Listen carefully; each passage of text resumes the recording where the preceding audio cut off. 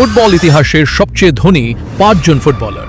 শেষের জনের টাকার পরিমাণ দেখলে আপনিও বলবেন নাম্বার ৫, কিলিয়ান এমবাপে, যার সম্পদের পরিমাণ $250 মিলিয়ন, বাংলা টাকায় প্রায় ৩,০৮০ কোটি টাকা। নাম্বার ৪, নেইমার জুনিয়র, যার সম্পদের পরিমাণ $450 মিলিয়ন, বাংলা টাকায় প্রায় ৫,৫৫৫ কোটি টাকা। নাম্বার ৩, লিওনেল মেসি, যার সম্পদের পরিমাণ $1 বিলিয়ন, যা বাংলা টাকায় ১২,৩৪৪ কোটি টাকা।